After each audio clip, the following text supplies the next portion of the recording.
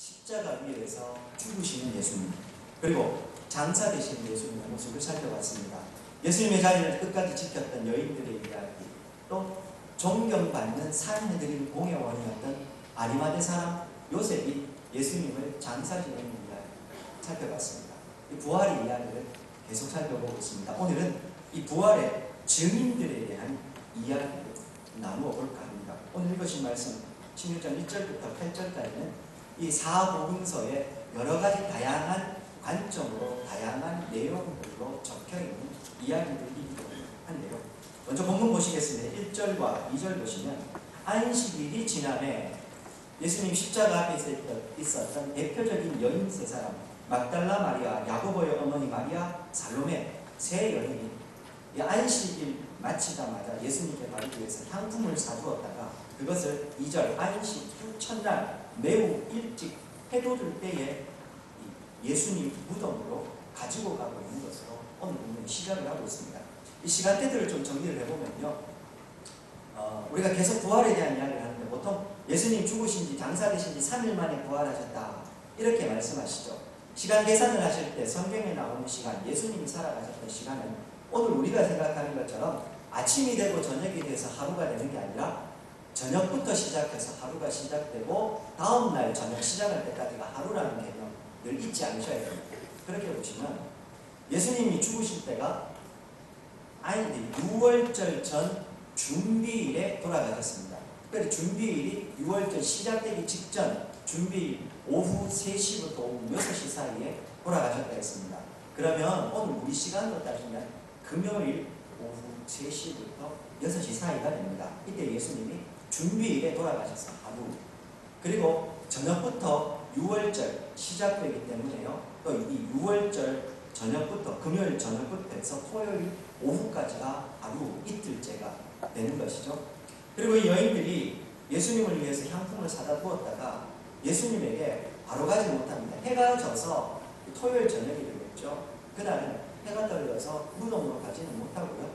그리고 밤을 보내고 나서 아침 일찍, 매우 일찍 해돋을 때에, 그러니까 3일째 새벽에 대해서 주일 새벽에 예수님의 무덤으로 가는 것으로 보시면 됩니다. 그렇게 해서 예수님 장사 되신 지 3일 만에 부활하신 게 됩니다. 이 간혹 가다가 이 시간들을 계산하다 보면 성경을 읽을 때 우리의 시간과 틀리기 때문에 이 부분은 조금 우리가 헷갈릴 수가 있는데 그렇게 이해를 하시면 정확할 것 같습니다. 자, 어쨌든 우리 시간으로 주일 새벽에 보통 여기 매우 일찍 해돋을 때 이렇게 이야기합니다. 유대인들은 하루의 시작, 이 해가 뜨는 시간을 오후 6시 기준으로 보거든요. 그러면 우리 시간으로 따지면 뭐 한 새벽 4시, 5시 이쯤으로 보시면 될 것 같습니다. 그때에 이 여인들이 무덤으로 가고 있는 것으로 오늘 본문은 시작이 되고 있습니다. 보통 이 유대인들도요, 장례를 지내고 나면 이 무덤에 가서 무덤이 어떤가 살핀다고 합니다. 왜 우리도 전통 장례를 치르고 나면 사무라고 하죠. 보통 사무제 이렇게 해서 그날 가는데 뭐 마치 그 비슷한 거로 보시면 됩니다. 근데 참고삼아 말씀을 드리는데 기독교 장례식에는 사무제가 없습니다. 그 사무제라는 말이요, 석삼자에 무제 진행 무자에 제사제자를 사용해서 사무제라고 합니다.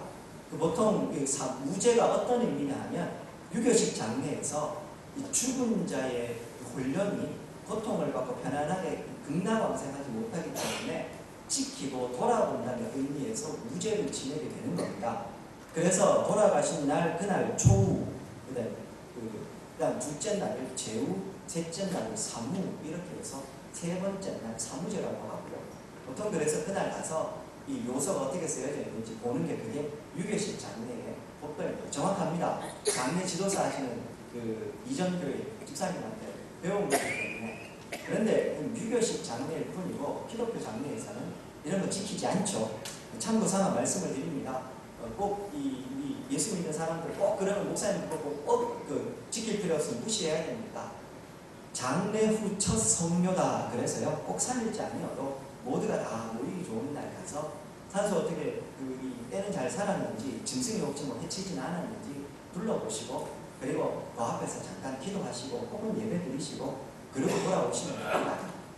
그쪽으로 이해하시면 되는데, 여튼 유대인들도 그런 장례를 지내고 나면 무덤을 돌아보는 그런 풍습이 있었는데 여인들도 풍습에 따라서 갑니다. 근데 문제는 이 여인들이 오늘 향품을 가지고 갑니다.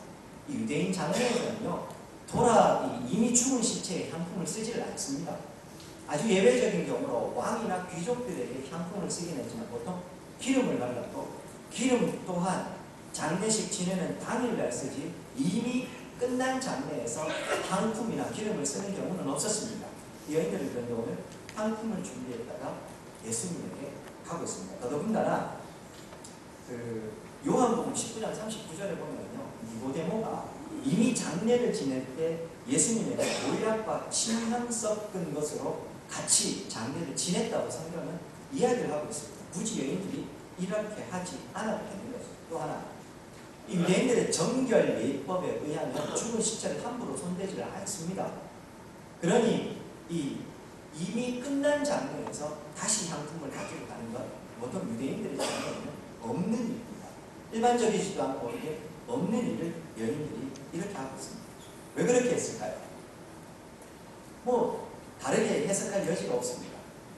제자들 다 도망가고 없을 때에도 예수님 십자가 앞을 지켰던 이 여인들, 예수님 돌아가신 다음에도 안식일에는 움직일 수가 없으니 6월절 동안은 보내었다가 그날 밤에 갈 수는 없고 그날 새벽에 해도 뜨기 전 일찍이 아침에 새벽에 예수님의 무덤으로 갑니다. 어떤 마음으로 가겠습니까?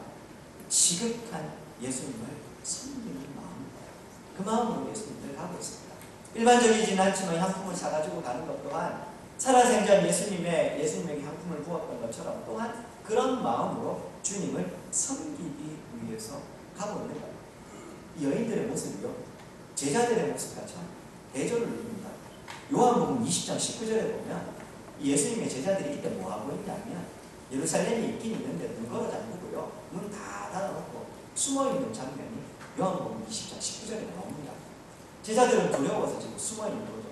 그럴 수밖에 없는 게 예수님이 어떻게 죽으셨습니까? 죄목이 뭡니까? 자칭 유대인이라. 로마의 입장에서는 죄를 찾지는 못했지만 굳이 죄목을 붙이자면 반란의 수괴죄일 겁니다. 유대 종교 지도자들의 관점에서는요, 신성 모독죄. 그러니 이건 붙잡히면 다 죽을 수밖에 없는 것.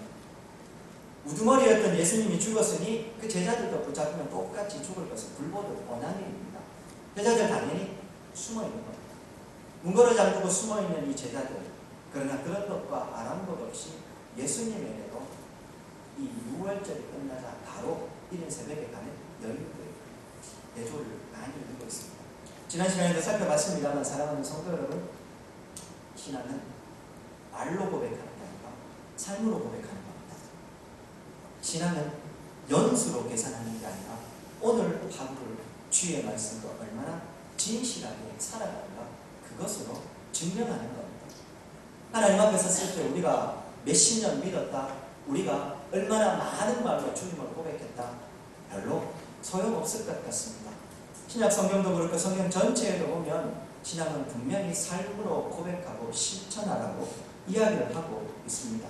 우리가 아무리 오래 믿고 아무리 오랫동안 십자가에 대해서 성경에 대해서 이야기하더라도 우리의 삶이 신앙적인 삶으로 말씀에 합당한 삶으로 살아내지 못하면 그 신앙은 헛것이라고 볼 수 있을 겁니다. 오늘 이 여인들의 모습에서 다시 그런 참 신앙의 모습을 보게 됩니다. 바라고 소망하기는 우리 군의 장로교회는 또 우리 성도님들은요, 제가 지난주에도 말씀드렸죠. 제가 신년 시작하면서 지난 명절에 모여서 가족들과 함께 가족 예배 드리고 기도 제목 나누는데 설교한 대로 살아가는 목사들로 기도해 달라, 그렇게 가족들과 나누죠. 저도 그랬으면 좋겠어요. 우리 성도님들도 그랬으면 좋겠어요. 우리 교회도 그랬으면 좋겠어요. 오늘 회상 속에서 교회가 이렇게 비난받는 이유 뭐겠습니까?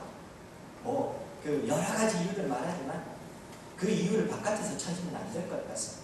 우리의 내부적으로 찾아야죠. 우리가 말씀대로 살아가지 못한 거 아닙니까? 교회가 세상 속에서 정말 교회다운 모습을 보여주지 못했기 때문에 그런 건 아닐까 생각을 하고 있습니다. 자, 오늘 어쨌든 이 여인들이 예수님에게 가고 있습니다. 특별히 안식 후 첫날 매우 아침 일찍 여인들이 예수님 무덤으로 가는데 예수님도 이 마지막 일주일 보내실 때 예루살렘에 거하신 게 아니라 베다니에 거하셨습니다. 기억나시는지 모르겠습니다. 예루살렘에서 가까운 거리에 있었던 마을, 이 무화과 나무의 고울이었죠.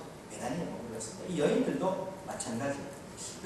제가 뭐 직접 가보지 않아서 거리는 잘 모르겠는데 그 주석에 보니까요, 이 베다니에서 예수님의 무덤까지 거리가 3.2km 된다고 합니다. 이 거리가 가까운 거리가 아닙니다. 3.2km면 우리 교회에서 시작해서 가면 독립교회까지가 2.1km, 2km 이렇게 되고요. 더 넘어가지고 용대에 있는 보건소 아십니까?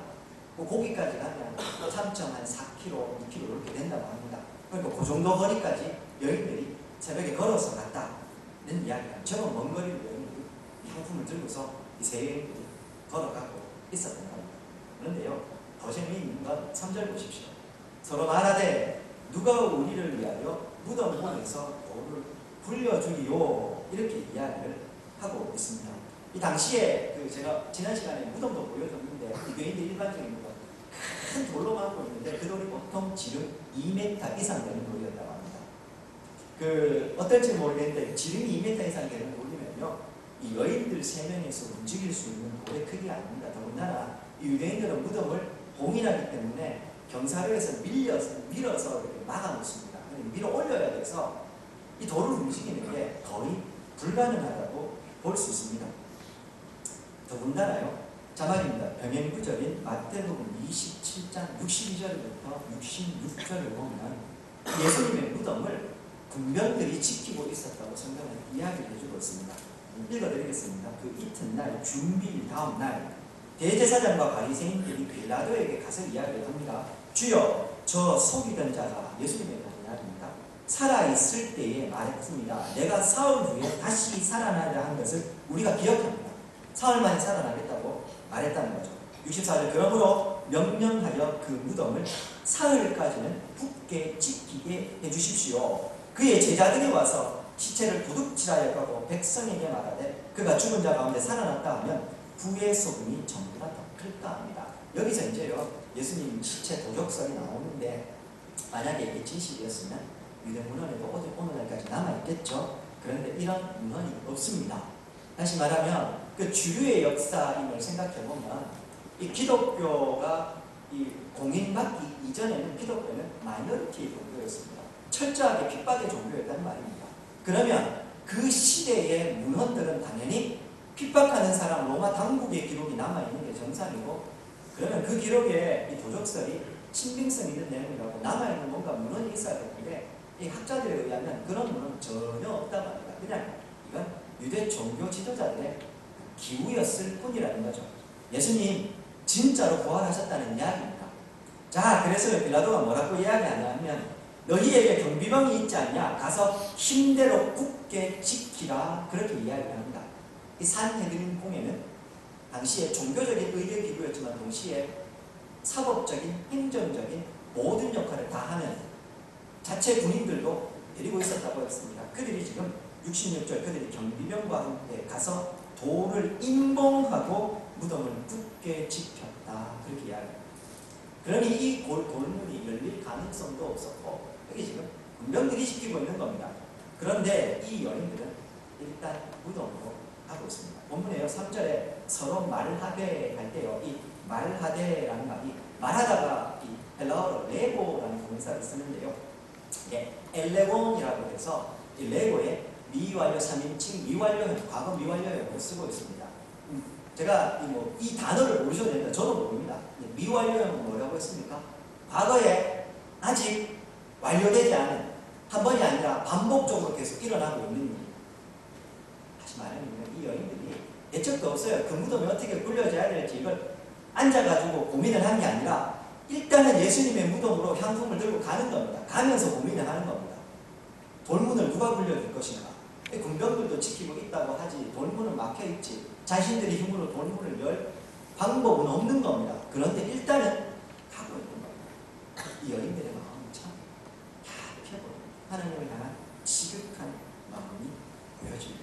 자, 이어서 4절입니다. 어떤 일이 일어나고 있습니까? 그런데 그렇게 걱정하면서 갔더니 눈을 들어본 즉 어떻게 되어 있습니까? 벌써 돌이 굴려져 있고 성경은 그 돌이 심히 컸다고 이야기합니다. 같은 내용을 기록하고 있는 마태복음 28장 1절에서 4절에 보면 이렇게 이야기합니다. 안식일이 다 지나고 안식 후 첫날이 되는 새벽에 막달라 마리아와 간마리아가 무덤을 보려고 갔는데 큰 지진이 나며 주의 천사가 내려와 돌을 불려내고 그 위에 앉았다. 그렇게 이야기합니다. 그 형상, 천사들의 형상이 번개 같고 그 옷은 눈같이 희건을 지키던 자들이 그를 무서워하며 떨며 죽은 사람과 같이 되었다. 그렇게 이야기합니다. 지키고 있는 사람들이 있었는데요. 천사가 와서 그 돌문을 불려내고 이 지키던 사람들은 두려워서 이 죽은 사람처럼 벌벌 떨고 있었다고 마태는 기록을 해주고 있습니다. 다시 말하겠습니다. 예수님은 이미 부활을 하셨고 이 십자가의 돌문은 굴려져 열려 있었다는 말입니다. 근데요, 주의 깊게 28장을 읽어가다 보면 이게 예수님이 부활하셨기 때문에 천사들이 이 문을 굴려준 게 아닙니다. 예수님이 이미 부활을 하셨고 천사들은 그것과 상관없이 이 돌문을 굴려준 거예요. 다시 말해서 이건 예수님을 위해서 돌문을 굴린 게 아니라 증인들, 이 여인들을 위해서, 그리고 후에 달려올 베드로와 제자들을 위해서 천사들이 돌문을 굴려준 것으로 성경은 기록하고 있습니다. 그리고 오늘 본문 다시 돌아와셔서요, 5절 보십시오. 무덤에 들어가는다. 여인들이 또 문을 굴려져 있으니까 무덤 안으로 들어가 보자. 어떤 일이 벌어지고 있습니까? 흰 옷을 입은 한 청년이 우편에 앉은 것, 즉 예수님의 시신이 안치되어 있는 그곳에 우편에 앉아 있었다고 성경은 이야기를 하고 있습니다. 사진 한 장만 좀 띄워주시겠습니다. 지난주에 우리가 살펴본 예수님의 무덤, 이렇게 생겼을 거라고. 꼭 이렇다는 말은 아닙니다. 일반적인 무덤의 형태가 이랬는데 이게요, 반대편 무덤 안쪽에서 보면 이런 모습이 될 것 같습니다. 다음 사진입니다. 네, 이렇게요. 무덤 문이 열려있고 예수님의 시신이 안치되어 있던 곳에 예수님의 시신은 없습니다. 예수님이 부활하셨다는 말. 군병들이 지키고 있었으니 누군가 훔쳐갈 일도 없고 예수님이 부활하셨고 천사가 그 문을 불려놓았다. 그렇게 이야기합니다. 그럼 이 청년은 누굴까? 마태복음에서도 천사라고 이야기합니다. 자막입니다. 누가복음 24장 4절에서도 이로 인하여 근심할 때에, 돌문 누가 굴려주가 근심할 때에 문득 찬란한 옷을 입은 두 사람이 곁에 섰다 라고 얘기하고, 요한복음 20장 12절에도 흰옷 입은 두 천사가 예수의 시체이었던 곳에 하나는 머리편에 하나는 발편에 앉았다. 그렇게 이야기하면서 이 청년은 오늘 마가복음에 나오는 청년, 천사였다. 이렇게 이야기합니다. 궁금하시죠? 근데 목사님, 여기는 한 명인데 누가하고 요한은 왜 두 명이라고 기록합니까? 성경이 틀린 거 아닙니까? 틀린 거 맞습니다. 그런데요, 우편에 앉은 천사가 한 명이든 두 명이든 그게 뭐 그렇게 중요하겠습니까? 예수님이 오늘 부활하셨다는 사실이 중요한 거예요.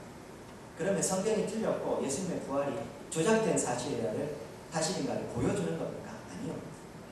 원래요, 거짓말을 하거나 조작을 하면 일단 글로 남기는 기록이라도 이렇게 아구를 맞춘다고 하죠. 논리적으로 모순이 없도록 잘 끼워 맞추는 게 일반적인 상식입니다.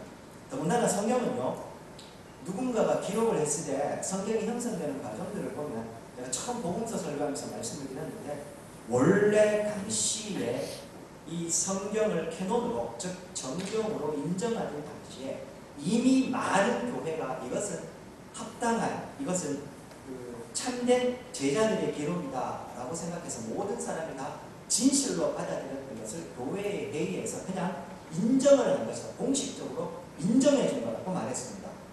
교회가 회의를 하면서 없는 걸 만들어낸 게 아니라 이미 그때 당시에 모든 사람들이 통용하고 있던 것 중에서 이건 진실이다, 이건 가짜다, 이것만 확인을 해줬다고, 공식적으로. 다시 말하면 성경에 오늘 이 기록들은 누군가가 조작하거나 만들어낸 게 아니라 수많은 증인들의 그 증거를 그냥 가감없이, 거짓없이, 꾸밈없이 썼다는 이야기입니다. 증인들이 많았고 당연히 많은 증인들이 있고 많은 사람들이 이야기를 들었기 때문에 들은 이야기에 대한 사실은 다르게 기록되기 마련입니다. 그렇지 않겠습니까? 더군다나 오늘 이 여인들이 만난 이야기는 여인들만 압니다.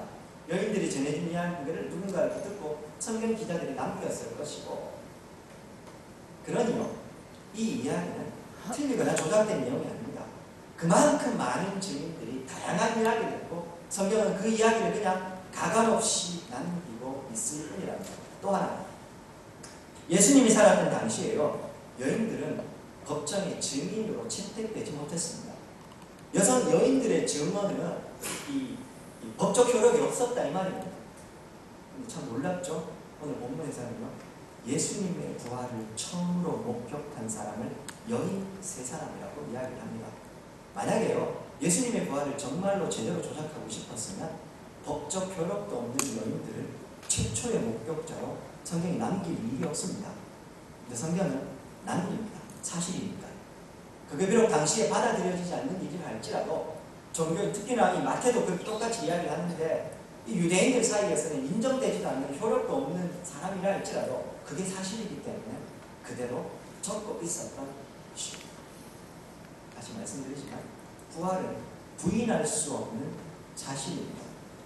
그러니 이 부활을 믿기지 않으면요, 부활이 틀린 게 아니라 내가 못 믿는 나를 탓하셔야 되는 거예요. 자, 그리고 또 한 가지, 부활의 첫 번째 증인, 여인이었다는 사실.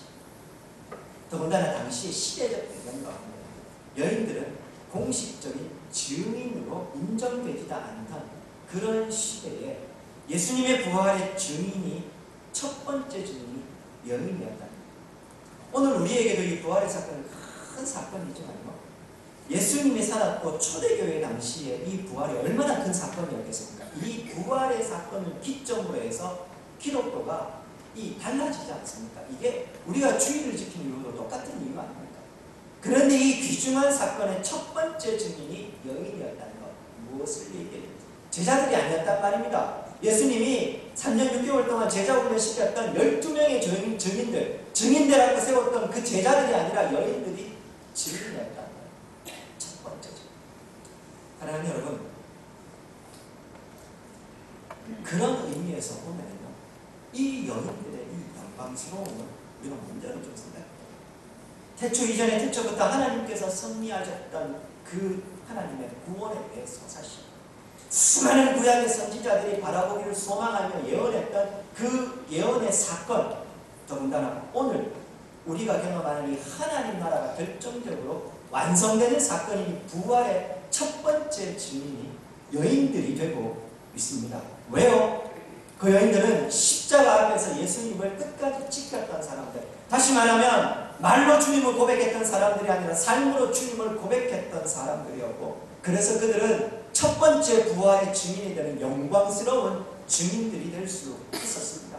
기독교는 그런 의미에서 학벌 좋은 사람, 문벌 좋은 사람, 돈이 많은 사람, 세상적으로 지위가 높은 사람, 그런 사람들이 주의 나라와 의를 위해서 귀하게 사용되는 것이 아니라 하나님 앞에 삶으로 그 삶을 고백하는 사람들, 진실하게 하나님의 말씀을 살아가는 사람들, 그 사람이 하나님의 나라에 귀하게 사용되는 사람.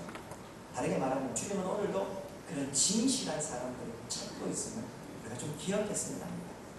하나님 여러분, 그런 의미에서요, 저는 오늘 우리 군위 장로교회가요, 크고 화려한 교회를 추구하기보다는 소박하고 또 그러나 진실한, 그리고 성실한 그런 말씀의 교회였으면 하는 바람이 있습니다. 앞으로 우리 교회가 어떻게 나아갈지 모르지만 이 큰 의미의 이 기존은 바뀌지 않을 것 같습니다. 아니, 그렇게 나아가야 합니다. 왜냐하면 이제 하나님께서 오늘 찾으시는 사람도 학벌 공부 많이 한 사람들, 더 많이 가진 사람들, 그런 사람 아니기 때문에 그렇습니다. 그런 의미에서요, 우리가 사람을 보는 관점도 바뀌어야 합니다. 그렇지 않습니까? 우리도 모르게요, 누군가 공부를 많이 했다, 누군가 돈이 많다, 지위가 높다 그러면 다르게 봅니다. 사랑하는 여러분, 바깥에서는 그럴 수 있지만 여기 안에 교회에서만은 그러면 안 됩니다. 성도들만은 그러면 안 됩니다. 세상의 모든 사람들이 이 권력을 가진 사람들, 돈 많은 사람들에게 더 많이 고개 숙이고 그 사람들 높여주지만, 더 많이 공부한 사람들 귀하게 여겨주지만 우리 그러면 안 됩니다. 똑같은 하나님의 사람들로 그들을 인정하고 받아주고, 우리의 평가가 그러해야 된다는 것입니다. 그런 의미에서요, 보이는 외형적인 기준이 아니라 우리 교회는 좀 하나님 앞에 진실함을 추구하는 거예요. 그리고 그런 사람들이 인정받고 세움받는 거예요. 그런 가치들이 가장 중요한 가치로 세워지는 거예요. 그런 교회이길 주의 이름으로 축원드립니다. 그리고 또 하나의 오늘 부활 사건을 보면서 여러분들 좀 만약에 여러분들이 저 혼자 좀 고민을 해보는데 저는 그랬는데요. 부활 사건 그러면 제일 먼저 우리에게 가장 궁금한 일이 뭘까 생각을 해보면 예수님이 어떻게 부활하셨을까? 죽은 예수님이 어떤 과정을 거쳐서 생명이 돌아와서 살아나셨습니까? 부활하신 예수님의 모습은 어땠을까? 특별히요, 부활하신 예수님은 시간과 공간을 초월하고 계십니다. 여자들 문걸어 담그고 있는데도요, 문도 안 열고 그냥 쑥 들어오시거든요. 그럼 제가 그때도 말씀드렸죠. 예수님의 그 부활체는 부활의 첫 열매요. 장차 하나님 나라에서 우리가 경험하게 될 우리의 부활한 모습이 되게 될 거라고요. 첫 열매라, 나무에서 첫 열매를 딴다는 말은 앞으로 그것과 똑같은 열매를 계속해서 딸 것이라는 이야기이기 때문에 부활의 첫 열매 되신 예수님의 모습을 우리의 모습으로 보면 됩니다. 자, 어쨌든요, 우리가 제일 궁금한 건 예수님이 어떻게 도대체 죽었던 예수님이 3일 동안 있었으면 당시엔 날씨가 더웠기 때문에 금방 부패할 텐데 어떻게 다시 살아났을까? 성경은 거기에 대해서 설명하지를 않습니다. 왜 그럴까요? 죽은 사람이 살아나는 이 사건, 더군다나 예수님이 부활하신 이 사건은 말로 설명하거나 증명할 일이 아니라 우리의 믿음으로 수납할 일, 어떤 의미에서는 이건 선포된 진리이며 우리가 믿음으로 받아들여야 될 일임을 성경은 오늘 이야기를 하고 있습니다. 신비의 영역이고 하나님의 주권의 영역이기 때문에 이 부분에 대해서 필요 이상의 관심을 갖는 것은 이 인간의 죄악된 본성 때문이지 본래의 의미는 아니라는 말입니다. 이해 안 되면 받아들일 수 없습니까? 우리의 이성이 납득이 안 되면 다 틀린 사실입니까? 우리는요, 하나님이 만들어 놓으신 피조세계조차도 다 이해하지 못합니다. 제가 이 군위에 와서요, 제일 놀라는 것 중에 하나가 하늘의 별입니다. 도시 하늘에서는 저 별이 안 보이거든요. 잘 모르시겠지만 어른들께서는 도시에 살면요, 하늘을 볼 일도 별로 없지만 별도 저렇게 잘 안 보입니다. 그런데요, 저는 이 겨울 가는 게 참 아쉬운 사람 중에 한 명인데 그 중에 하나가 맑은 공기와 함께 하늘의 별입니다. 제가 별 보는 걸 참 좋아해서 옛날부터 별자리를 찾는 거, 요즘도 별자리 제가 옛날 그 기억 때문에 잘 기억을 몇 가지 별자리를 잘 기억을 하는데, 근데 그 하늘의 별 보는 거 좋아하는데 그거 볼 때마다 놀라운데 저 별들에 대한 신비 아는 사람 있습니까? 인간의 지식은요, 하나님이 지으신 그 피조세계조차도 이해하지 못하는 겁니다. 다시 말하면 이 부활을 우리의 왜곡되고 뒤틀어진 이성으로 다 이해하고 이해하게 되면 나는 믿겠다고 생각하는 건 인간의 오만입니다.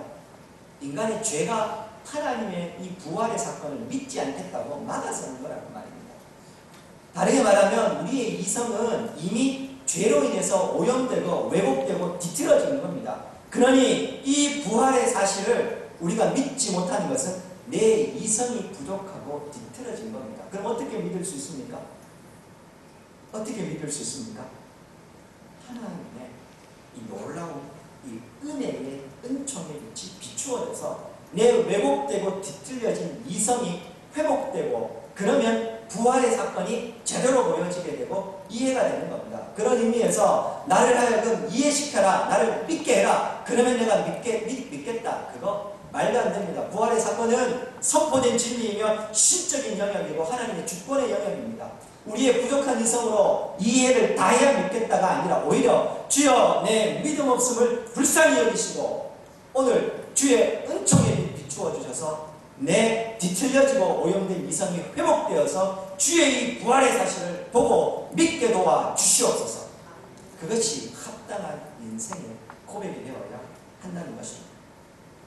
그렇게 오늘 예수님 부활을 하셨다고 성경은 이야기를 하고 있습니다. 6절 보십시오. 청년이 말합니다. 놀라지 말라. 너희가 십자가에 못 박히신 나사렛 예수를 찾고 있구나. 그러나 그가 살아나셨고 여기 계시지 않다. 천사가 분명하게 이 여인들을 향해서 예수님이 살아나셨다 증언을 해주고 있습니다. 부활의 확실한 증거 두 가지 오늘 우리 본문 가운데서 보고 있습니다. 굳이 이 부활에 대해서요 좀 논리적으로 말씀드리자면 부활의 가장 강력한 증거 두 가지 제가 예전에 말씀드렸습니다. 뭐라고 했습니까? 첫 번째가 빈 무덤, 무덤이 부였다는 겁니다. 앞에서 말씀드린 대로 군병들이 지키고 임봉되어져 있었던 도적을 해갈래야 할 수가 없었고 예수님 가사설, 예수님께서요 죽은 게 아니라 거의 죽음 직전에 기절하셨다가 기적적으로 살아나셔서 혼자 문 열고 나오셨다는 이야기. 불가능합니다. 바깥에서 사람이 지키고 있는데 그게 어떻게 가능하며 그 큰 돌문을 어떻게 혼자서 밀고 나올 수 있다는 말입니다. 믿기 싫으니까 믿을 수 없으니까 인간들이 만들어낸 옹색한 논리일 뿐입니다. 무덤이 비었다는 이 사실보다 더 강력한 부활의 증거는 없습니다. 그럼 믿음이 비었다는 건 어떻게 알 수 있습니까? 예수님 당시 1세기 이후에요 모든 문헌들이 예수님의 무덤이 비었다는 사실을 다 인정해 주고 있습니다.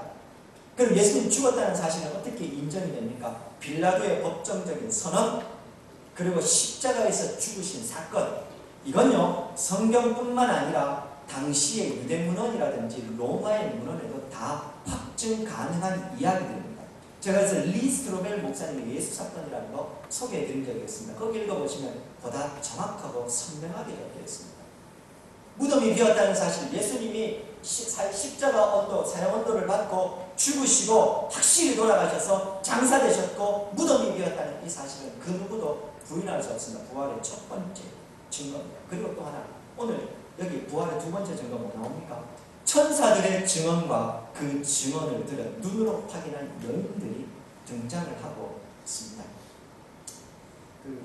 지난주에도 말씀을 드렸는데 예수님이 살았던 또 예수님의 부활을 목격했던 이 증인들이 시퍼렇게 눈 뜨고 살아있던 당시에는요 이단들이 아예 나타날 생각을 못했습니다. 이단이 없었습니다. 아예. 왜냐하면 증인들이 살아있어서 너가 예수님 못 봤다니까 그 사람들이 너무 많았기 때문에 이걸 부인할래야 부인할 수 없었고 이단들이 살아날 수가 없었던 겁니다. 이단들이 득세하기 시작한 건 증인들이 죽어나가기 시작합니다. 나이가 들어서 증인들이 죽기 시작하면서부터 이단들이 득세하기 시작합니다.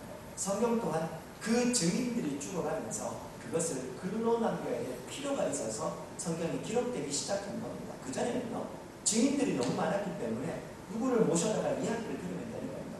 일단 예수님의 제자들이 예수님을 받고 부활하신 예수님을 만났기 때문에 그분들 추천해서 이야기를 들으면 됐고 그 주변에도 너무 많은 사람들이 이 부활을 목격했던 것 아닙니까? 우리가 나중에 몇 주 후에 살펴보겠지만 예수님 부활 승천하실 때 구름같이 허다한 증인들이 그 예수님의 부활을 목격하고 있었습니다. 부인할 수 없는 사실. 부활하신 증거 두 번째 증인들. 그리고 거기에 또 하나 보태자면요. 강력하게 초대 기독교가 확장되고 있었다는 사실. 그리고 이 진리에 수많은 사람들이 기꺼이 순교했다는 사실. 진리가 아니면 허구라면 이렇게 오랫동안 지속적으로 교회가 성장하고 이 진리 때문에 죽음을 감수하지는 않습니다. 사람이 잘못된 가치 그렇게 할 수 있다고 생각할 수 있지만 그게 하루 이틀 문제죠. 몇 세기를 거듭하면서 이렇게 되지 않습니다. 진리이기 때문에 가능한 것입니다. 부활은 확실한 진리입니다. 확실한 사실이라는 말입니다. 그러니 오늘부터라도 나는 부활을 못 믿겠다 그러시면 믿음 없는 나를 탓하시고 하나님 앞에 겸손하게 나가서 주여 내 이 연약한 이 이성을 내 연약한 마음을 주께서 돌아보셔서 확실한 주의 부활을 믿을 수 있도록 제 눈을 열어주십시오. 그렇게 기도하시는 게 그게 참된 인생의 겸손함이 될 겁니다. 자, 이어서 7절 8절입니다. 천사가 뭐라고 이야기합니까? 놀라고 있는 여인들에게 가서 그의 제자들과 베드로에게 이르기를 예수께서 너희보다 먼저 갈릴리로 가리니 전에 너희에게 말씀하신 대로 너희가 거기서 배우리라 하라. 그렇게 말하라는 겁니다. 8절에서 여자들은 혹시 놀라 떨며 무덤에서 도망하고 무서워하여 아무에게도 아무 말도 못하고 있습니다. 너무 놀라운 광경을 목격했기 때문에 그렇게 이야기합니다. 마태복음 28장 8절에서는요 이 여인들이 무서움과 함께 큰 기쁨에 사로잡혀서 갔다고 성경은 이야기를 하고 있습니다. 근데 오늘 이 부분에서요 7절에 보시면 천사가 아주 의미 있는 이야기를 합니다. 제자들과 베드로에게 너희보다 먼저 갈릴리 예수님이 가 계실 거고 거기서 너희를 만나겠다 이런 이야기를 하고 있습니다. 좀 궁금하시죠? 제자들 이렇게 얘기하는데 왜 굳이 제자들과 베드로 이렇게 이야기를 하고 있습니다. 갈릴리로 먼저 가겠다는 건 무슨 의미입니까? 마가복음 14장 27절과 28절 기억하시는 분 모르겠습니다. 자막입니다. 예수께서 제자들에게 이르시되 너희가 다 나를 버리고 죽기 직전에 이야기입니다. 이는 기록된 바 내가 목자를 치리니 양들이 흩어지리라 하였습니다. 그러나 내가 살아난 후에 너희보다 먼저 갈릴리로 가리라. 예수님이 이미요 십자가 못 박히기 직전에 제자들에게 먼저 이야기를 하셨어요. 목자를 치게 될 것이고 예수님이 죽으실 것이고 그러면 제자들은 예수님 버리고 다 도망갈 것이고 그러나 내가 너희들 먼저 갈릴리에 가서 만날 것이다. 예수님 예고를 하셨습니다. 그리고요 오늘 부활하신 다음에 천사를 통해서 다시 전해주십니다. 그 예수님이 부활하셨고 이제 갈릴리에 너희보다 먼저 가서 거기서 너희를 만나게 될 것이다. 그렇게 이야기합니다. 갈릴리는 어떤 곳입니까? 예수님에게도 제자들에게도 특별하다. 제자들을 예수님이 부르신 곳이요 예수님의 사역의 거점이었던 것, 사역이 시작됐던 곳이며 은혜를 경험하고 예수님을 만났던 곳. 예수님께서요 예수님 다 버리고 뿔뿔이 흩어져서 도망가 버렸던 제자들, 예수님 죽었으니 이제는 끝이다, 자신들이 꿈꾸었던 로마의 압제에서 우리를 구원하고 우리가 어떻게 그 나라에서 한 자리 해볼 거라고 생각했던 그 꿈이 산산이 다 부서져 버리고 믿음 없었던 그 제자들에게 예수님께서요 마지막으로 주셨던 교훈이 뭐냐 하면 거기서 내가 너희를 만날 것이며 처음 너희를 제자로 불렀던 것처럼 다시 거기서 너희를 만나고 회복하고 시작할 것이다. 그 이야기를 예수님이 오늘 하고 있는 겁니다. 그럼 베드로는 왜 굳이 이렇게 언급하고 있는 것일까요?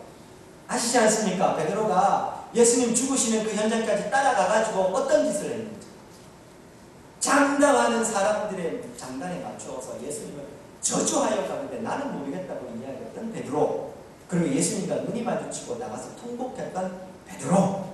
여러분들이 베드로라면 다시 사역할 수 있겠습니까? 그런 죄를 저질렀는데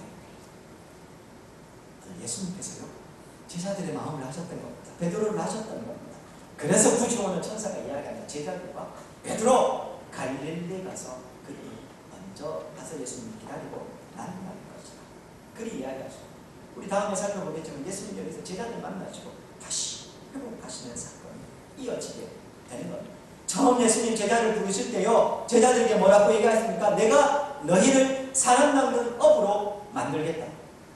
기억하시는지 모르겠습니다. 지금부터 2년 전 2017년도 봄과 가을 사이에 제가 제자들에 대한 제자를 부르심에 대해서 이야기하면서 예수님께서 제자들을 부르실 때요 내가 너희들을 사람 낚는 어부가 되게 하리라. 이게 내가 너희를 사람 낚는 업으로 만들고야 말겠다. 제자들이 그렇게 되겠다가 아니고요 그들은 자격이 없고 부족하지만 예수님이 그들을 기어이 그런 제자들로 만들고야 말겠다. 예수님이 그들에게 선언을 하셨고 그 선언의 연장선에서 또 십자가 앞에서 예수님이 사랑하시되 13장 요한복음 13장에 보면요 6월절 전에 예수께서 자기가 세상을 떠나 아버지께로 돌아가실 때가 이른 줄로 아시고 세상에 있는 자기 사람들을 사랑하시되 끝까지 사랑하시리라. 사랑하시되 끝까지 사랑하시겠다는 이 예수님의 마음, 이 마음을 가지고 예수님을 뿔뿔이 버리고 다 흩어졌던 이 제자들을 향해서 예수님이 내가 거기 먼저 가서 그 제자들 기다리고 거기서 만나고 거기서 다시 새롭게 시작을 하겠다. 그렇게 이야기를 하고 있습니다. 로마서 10장 13절부터 15절에 보면요 그래서 이런 구절이 있습니다. 누구든지 주의 이름을 부르는 자는 구원을 받으리라. 그런즉 그들이 믿지 아니하는 일을 어찌 부르리요? 듣지도 못한 일을 어찌 믿으리요? 전파하는 자가 없이 어찌 들으리요? 보내심을 받지 않으면 어찌 전파하리요? 기록된 바 아름답도다. 좋은 소식 전하는 자들의 발이요. 무슨 말입니까? 이런 예수님의 소식, 부활의 소식을 여인들에게 전하는 이유가 뭡니까? 그래서 가서 제자들에게 이 예수님의 부활의 소식과 새롭게 시작하겠다는 이 소식을 여인들에게 오늘 전하라. 그렇게 이야기를 한 겁니다. 전하는 사람이 없으면 누가 듣겠습니까? 오늘 천사들이요. 그래서 이 여인들에게 부탁하는 게 뭡니까? 너희가 예수님을 찾고 있느냐? 예수님 살아나셨고 부활하셨다. 1번. 그러나 거기서 그치지 않고요. 가서 이 소식을 제자들과 베드로에게 사람들에게 알려주라고 이야기를 하고 있는 것입니다. 보고 확인했으니 지체하지 말고 이제 가서 증인된 사명을 감당하라는 겁니다. 사랑하는 여러분, 이 땅을 살아가는 성도의 첫 번째 사명은 착한 일하고 예배드리는 게 아닙니다. 예배드리는 거 큰 의미로 만약에 본다면 예배드리는 게 제1된 사명입니다. 그러나 굳이 구분을 하자면 오늘 이 자리에서 예배드리는 것보다 더 중요한 게 있는데 땅끝까지 이르러 주님의 증인이 되는 겁니다. 그리고 그들로 하여금 함께 주님의 백성들이 되게 하고 그들과 함께 예배드리는 게 우리의 제1된 사명이 되는 겁니다. 오늘 천사가 여인들에게 가서 말하라고 전하라 이야기를 합니다. 당연히 오늘 이 예수 그리스도의 부활의 소식 우리가 들었으니 우리도 나아가서 이 부활의 소식을 전하는 사람들이 되어야 전도하라는 이야기 아닙니다. 전도도 포함하고 있지만 우리가 삶을 통해서 예수님의 이 소식을 전할 수 있는 방법이 여러 가지가 있습니다. 나가서 커피 타면서 전도지 돌리시라. 네, 그것도 전도이지만 삶을 통해서 예수 그리스도의 이 말씀대로 살아가는 것 그것 자체가 전도가 될 수 있을 것이요. 오늘 여인들에게 예수님께서 성경이 부탁하는 건 뭡니까? 가서 대단한 이야기 하라고 하는 겁니까? 뭐라고 하라고 합니까? 본 대로 들은 대로 전하라는 겁니다.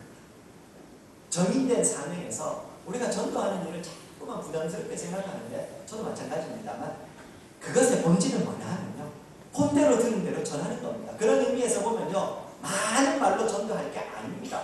내가 본 대로, 내가 느낀 대로, 내가 만난 예수님 그냥 그대로 전하면 됩니다. 그 사람이 안 믿을 건데요, 그건 우리의 문제가 아닙니다. 성령께서 하신 문제인 겁니다. 그래서 우리는 본 대로 들은 대로 전하면 됩니다. 말씀을 맺겠습니다. 사랑하는 여러분, 사망과 무덤이 예수님을 더 이상 붙잡아둘 수 없습니다. 예수님이 부활로 인해서요, 죽어야 될 저와 우리가 살았습니다. 믿으십니까? 아직도 나는 내 힘으로 살고 있고 내가 숨 쉬니까 살아가고 있지 라고 생각하십니까? 그러면 우리는 아직도 멀었습니다. 우리의 신앙을 다시 돌아봐야 이 땅에서 사는 것 그게 사는 게 아닙니다. 이 땅은 잠시 소풍 나와 있는 삶이고 우리 돌아갈 혼연이었습니다. 주님 앞에 섰을 그때에 진짜 생명과 사망이 구분될 거니까요. 그때 어떻게 하실 겁니까? 하시겠습니다. 예수 그리스도의 이 부활의 공로로 인해서 오늘 내가 살았다는 사실 믿으십니까? 죄로 인해서 죽어야 될 인생 하나님께서 살리셨습니다. 죄의 삭은 사망이요, 죄로 인해서 우리는 죽을 수밖에 없는 겁니다. 지금은 살아서 숨쉬고 있지만 잠시 우리의 죽음을 유보시켜 주실 뿐이요, 주님 앞에 섰을 때 영원한 사망으로 갈 수밖에 없는 우리, 하나님께서 예수 그리스도 보내셔서 이 예수 그리스도를 내 죄를 대속하는 제물로 주셔서 예수님이 나를 대신해서 죄의 사실은 사망이라 하셨으니 죽으셔도 예수님이 오늘 본문처럼 부활하셨습니다. 예수 그리스도의 십자가를 우리가 바라본다는 말은 그 주님의 죽으심에 나도 참여해서 죽겠다는 이야기요, 주와 함께 죽은 사람들은 동시에 주의 부활하심으로 우리도 살아난다는 것을 이야기를 합니다. 그래서 오늘 로마서 6장 4절과 5절에서 바울은 이렇게 이야기합니다. 그러므로 우리가 그의 죽으심과 합하여 세례를 받음으로 그와 함께 장사되었나니 이는 아버지의 영광으로 말미암아 그리스도를 죽은 자 가운데서 살리심과 같이 우리도 또한 새 생명 가운데 행하게 하려 함이라. 만일 우리가 그의 죽으심을 본받아 연합한 자가 되면 또한 그의 부활을 본받아 연합한 자가 되리라. 주의 죽으심에 함께 아멘으로 참여하신 분들은 오늘 예수 그리스도의 부활에 또한 아멘으로 함께 참여하시게 되는 겁니다. 하나님께서요, 창세기 1장 2장에서 천지를 창조하십니다. 첫 번째 창조. 그러나 그 첫 번째 창조는요, 아담과 하와의 타락으로 인해서, 죄로 인해서 그 첫 번째 타락은, 그 창조는 타락되고 망가졌습니다. 그걸 다시 고치시기 아니요 새롭게 재창조하시기 위해서 예수님이 오신 겁니다. 죄의 문제를 해결해야 새로운 이 창조가 되는데, 이 창조가 회복이 되는데 이걸 어떻게 할 방법이 없지 않습니까? 예수님이 죽으시고 살아내시면 이 고장난 걸 고친 정도가 아니고요, 새롭게 창조한다. 그래서 예수님께서는 구약의 법이었던 옛 창조, 첫 번째 창조의 법이었던 안식일에는 죽음 가운데 누워 계셨다가, 무덤에 누워 계셨다가, 구약의 법이었던 첫 번째 창조의 날이었던 안식일에 그때 누워 계시다가 그 다음 날 새로운 창조로 일어나신 것, 살아나신 것. 우리가 안식일을 지키지 않고 주일을 지키는 이유가 여기에 있습니다. 예수님의 이름으로 기도하는 이유가 여기에 있습니다. 이것이 부활의 참된 의미가 됩니다. 바라고 소망할 때 예수 그리스도의 이 부활을 참으로 믿음으로 수납하셨습니다.